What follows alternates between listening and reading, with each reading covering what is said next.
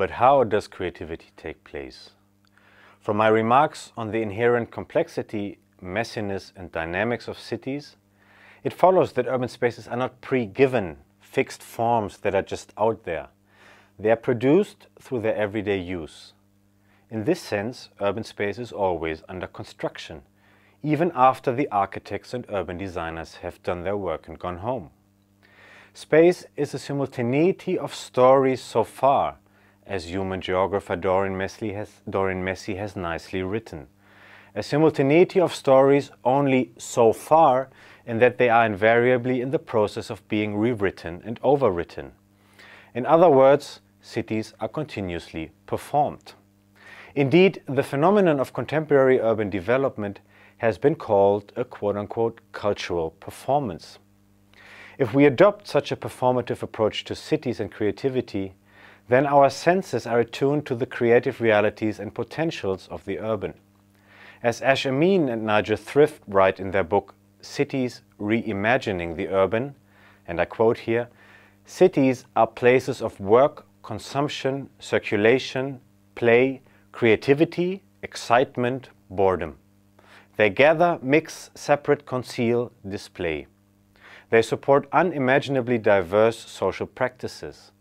They juxtapose nature, people, things, and the built environment in any number of ways.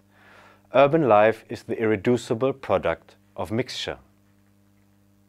We thus need to pay attention to quotidian practices and how they enact creativity. How are cities used and used differently? How are urban spaces appropriated and reorganized?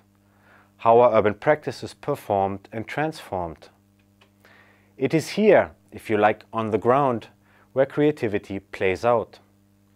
To look for creativity, we need to explore where the conceived space of planners, architects and designers meets the spatial routines of living and working in the city, and where this conceived space and these spatial routines meet the lived space of experimental and embodied use and appropriation. Now, to avoid a potential misunderstanding, I note in passing here that the city is of course as much a means of shutting down possibility, a place of order, control and disciplines, as it is a means of opening possibilities up.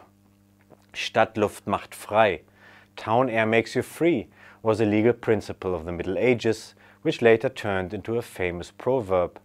But of course, freedom and control are intertwined. The invention of the new in fields of charged particles, as Brian Masumi called cities, is usually or very often a conflict-ridden process. The appropriation of urban locations to new ends seldom takes place without resistance.